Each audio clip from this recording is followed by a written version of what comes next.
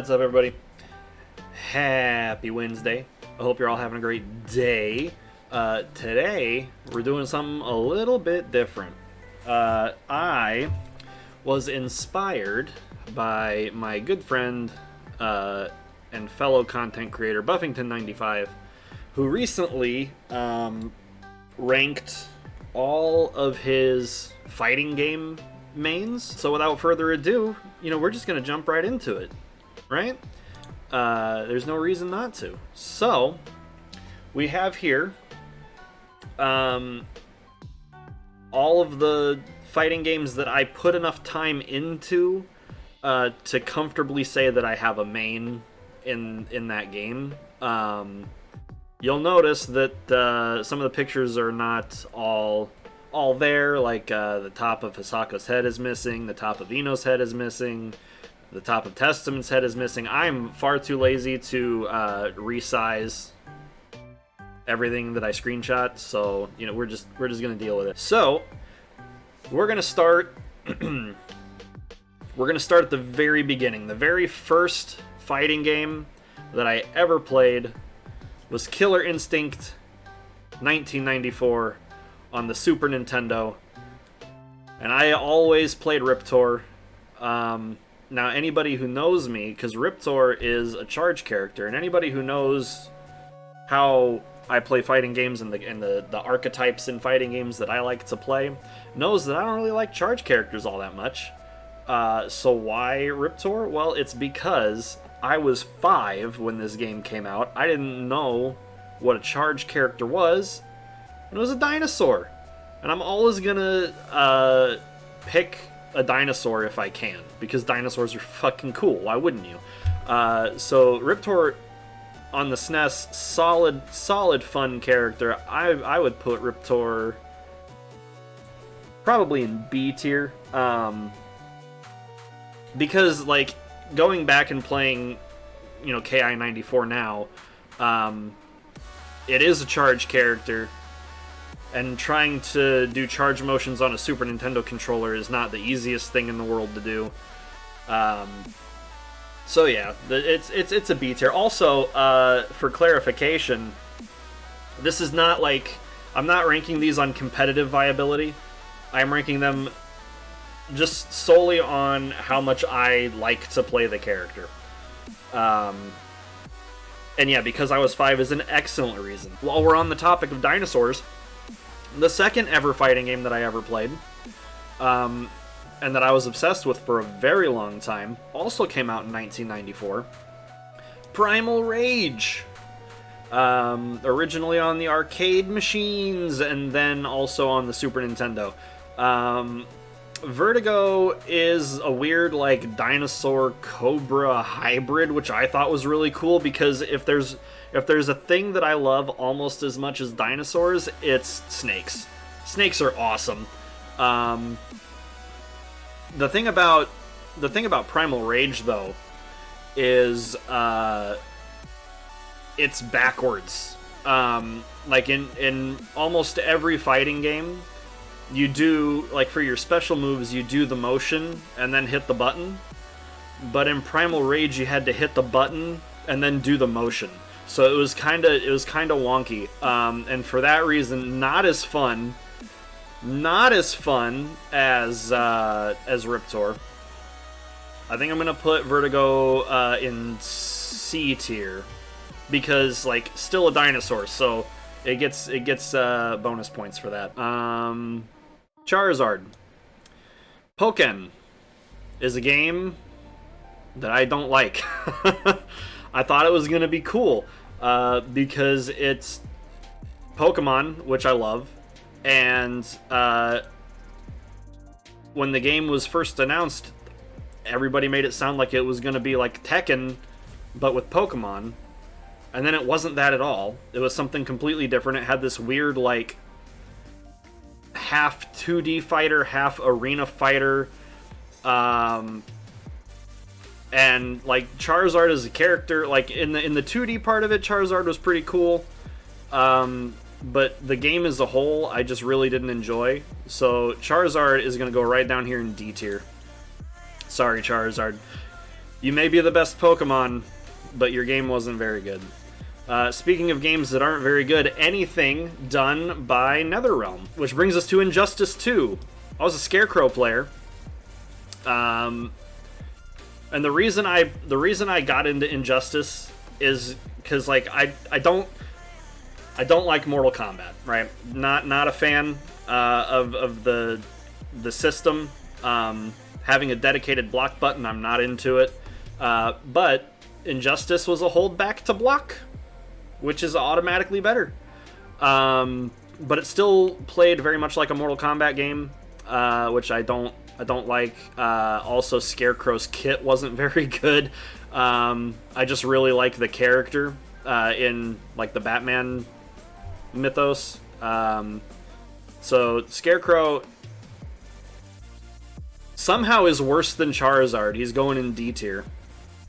The only Mortal Kombat game that I ever put any time into was MKX, and that was because they had all like the horror movie characters. So they had Jason, they had Leatherface, they had the Alien, and I was definitely an Alien main. Alien, that was surprisingly, as much as I don't like Mortal Kombat and I don't like the combo system that it's built on, I didn't hate Mortal Kombat 10 or MKX or whatever you want to call it. Alien was super fun to play actually, because you could just like, he had good up close, he had good zoning, like the complete package. It's just a shame that it's a NetherRealm game. So I'm going to put Alien above Vertigo, but still in C tier. Next up, another game that has a dedicated block button, and another franchise that I'm really not super into is Soul Calibur. But I am super into Star Wars, and Soul Calibur 4 had Darth Vader on the PS3, which I had. Now, was Darth Vader fun and good to play? Not really. But, you know, I don't know if that's a fault of the character or if it's my fault for just not being super into Soul Calibur games. But, you know, I had a decent amount of time put in to Soul Calibur 4. Vader, I think, he's definitely not B tier, but I don't think he's D tier either. He might be like at the bottom of C.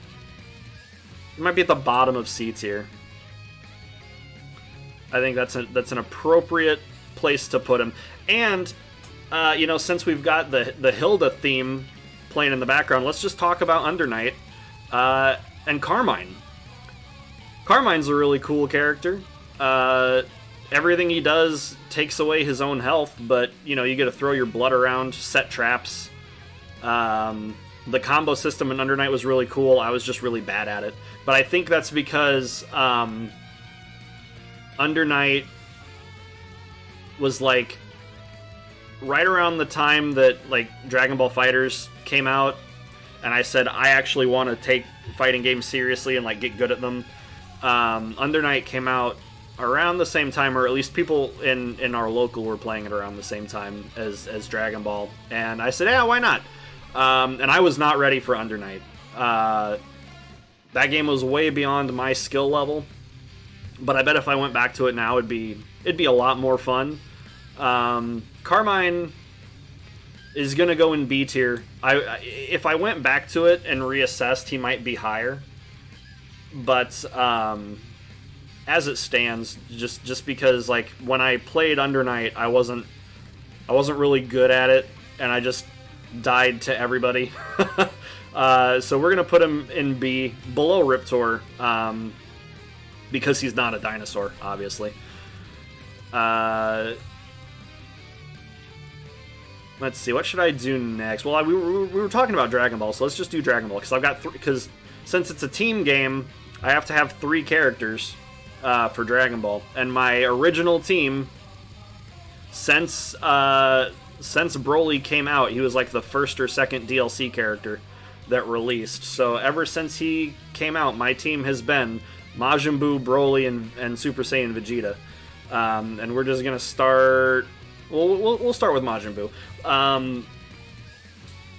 In vanilla Dragon Ball Fighter Season 1, Majin Buu was super fun. He had the restand off his fat toss, amazing. And then in Season 2, I think halfway through Season 2, they did a balance patch, and they took away his restand, which was like his whole thing. I mean, you could technically still do it with certain assists, but I don't play those characters that would use the assists that would allow me to still be able to restand opponents. So before, like Season 1, Majin Buu's up here as far as fun to play. After that, he drops way down. He drops all the way down to B tier. But he's like high B tier because like he can still do stuff, and he's still like he was still cool to play.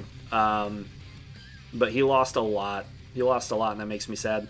Broly, on the other hand, only gained because all the way up until Season 4, he could be fuzzied, and he was just terrible. Like any big character, you just didn't pick him because you just got stuck in fuzzy mix-ups all day long, and it was awful. But then they removed fuzzies from the game, and Broly got a lot better.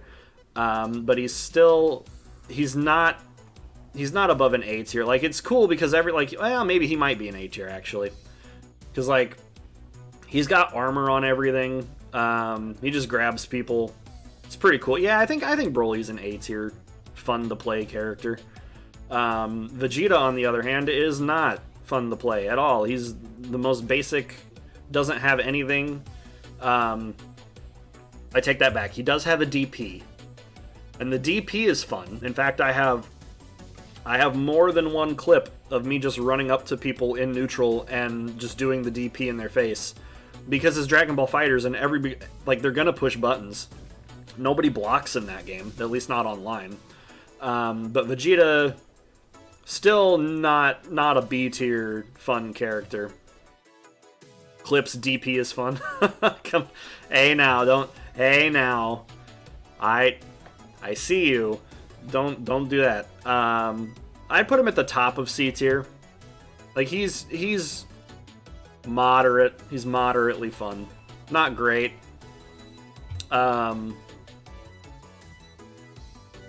Bob is a neat character. I'm terrible at Tekken. Very bad at... So, you may notice a theme here.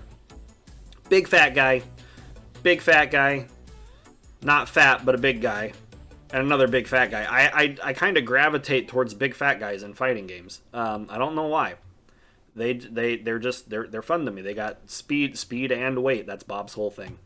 Bob's a B tier character for me, and that's just because I don't play enough Chunksters Get It Done. I don't play enough Tekken to like be good at it. Like I have no like Tekken is super fun for me because I can just go in and start hitting buttons and like cool shit's gonna happen. But like I don't know what I'm doing. But it's still fun to just go in there and hit buttons. So I would put Bob probably at the bottom of B tier.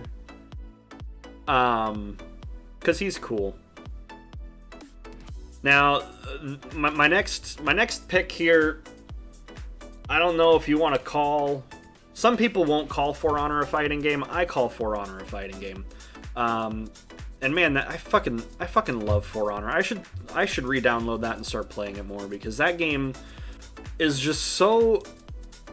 The premise behind it is just so fundamentally cool. It's just a shame that Ubisoft sucks and ruin all of their games like immediately. Like the first like month-ish that For Honor was out, it was the most fun thing in the whole world. But it's still, you know, the last time that I played it, which admittedly was like a year ago. But going into duels and just 1v1ing people was super fun. And Nabushi is a super cool character. She's got poison on the tip of her weapon, damage over time. She's got ambiguous mix-ups. It's pretty neat. super fun character, and this is like the first, I think, S tier character on our tier list here is Nobushi. Just so much fun, unbelievably fun to play.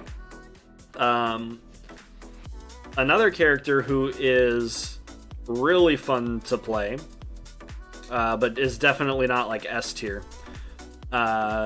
is our final chunkster, Earthquake from Samurai Showdown, which was another game that was super fun to play, but was literally unplayable online. Couldn't play it, like, actually the worst online play I've ever seen in my life was Samurai Showdown, which is really sad, because the game itself was really fun. I know that, like, Eason had its problems, like, as a mechanic, but, you know, Earthquake was cool. He was a one-button character. You know, you just hit jump C and crouch C, and you just alternate until they die. Definitely an A tier character. Super fun to play. He could breathe fire. He butt-slammed people. It was cool. Now, a game that's very similar to Samurai Showdown is Kohime, which is, for those of you who don't know, which is probably most of you, it is a Romance of the Three Kingdoms game, but all of the Chinese warlords are anime girls with giant anime titties, for, you know, because it's an anime game. And I forget her name. I think it's Bacho or something like that. I just called her Horse Girl because she had horses that were made of, like, lasers, and she shot them out of her sword or something. I don't know. Not really a sword. It's more of a spear. Whatever. She had horses. It was cool. She was fun to play. And the game was very similar to Samurai Showdown in that, like, everything had, like, just huge damage on it. But it also had crush counters. And I'm going to put her... She's also an A tier. I think I'm going to put her in between Earthquake and Broly. She was a lot of fun. She was a lot of fun to play. Mai from Blaze Blue is the one main that I have that I could probably reasonably just call a gorilla. She's the only gorilla character that I play. And that's just because, like, everybody in Blaze Blue is so wacky that I didn't want to take the time to, like, learn a quirky character. I was like, who's just a straightforward character? And it's Mai. She's kind of like Earthquake. She does C just over and over and over again and stabs a whole bunch, and it's a lot of fun. I think she's also probably going to be an A tier. But I don't know. I'm not exactly sure where to put her. I think she's more fun than Broly. But is she more fun than Horse Girl? I think she might be, actually. She might be more fun than Horse Girl. We're going to tentatively put her here in A tier. While we're talking about people with, like, spear type weapons, let's just talk about Hisako. I've been playing a lot more Killer Instinct recently. I love this game to death, the 2013 Killer Instinct. Normally I wouldn't gravitate towards a character like Hisako because I'm not really a fan of Rekkas, and she's a Rekka character. So I don't know what it is about her that I just really, really like her. Maybe it's because she has parries, and I think that's really cool. Her like special gimmick thing is that when she has meter, all of her medium and heavy attacks do counter hit. Like, they've got counter hit properties on them, which I think is really cool. She's definitely S tier fun. She is S tier fun to play. And I don't really have anything else to say about that. Super, super fun. Dizzy is the character that I played in Guilty Gear Xrd. She's a zoner. She's a glass cannon. She's got fish. She's got bubbles. She's got a weird, like, Grim Reaper thing and an angel thing that come out and do stuff. Her instant kill is really funny because like it's the Grim Reaper's about to like nuke the other character, and she like pushes him out of the way, and there's this giant explosion behind the opponent, and they just kind of like give up. It's pretty funny. I love when things come out to do stuff. Exactly. Dizzy's super fun. I think she's also A tier. She's probably at the top of A tier, honestly. Really fun character. Well, maybe not the top of 8 because we still have 2 characters left. She might not be at the top of A tier, but she's at the top of A tier for now. Because she's more fun to play than Earthquake, I think. Testament is who I played. This is the Old Testament. This is Accent Core Testament, not Strive Testament. And he's an S tier character, easy. Invisible traps, amazing control of neutral space. He's actually a top tier in the game, even though I don't play him that way because I'm not good enough at Accent Core to be good at it. But he's just super fun. He throws out skulls, he throws out trees, he throws out spider webs. What's not to love? He's a scythe character, super edgy. And honestly, he also has a parry. I forgot about that. He also has he might be above Hisako. He might be the most fun character out of all of the characters that I play. He might be the most fun. And that leaves Ino in Strive. Ino would have been in S tier in Season 1. But in Season 2, they nerfed her really, really bad. And now she's slightly less fun to play because of it, because she doesn't have anything that's plus without spending meter, and that's really sad to me. So she's no longer in S tier, but she is in A, and I think actually she is probably at the top of A. She's above Dizzy. So that's gonna be my personal fighting game mains tier list. If you play, since this is going on YouTube, if you guys play any of these games with any of these characters, let me know where you would put them in the tier list. If there are any games that aren't represented here that you'd like me to try out, let me know in the comments and all that stuff. Be sure to like and do all the YouTube things. And stay tuned for more tier lists because they are coming.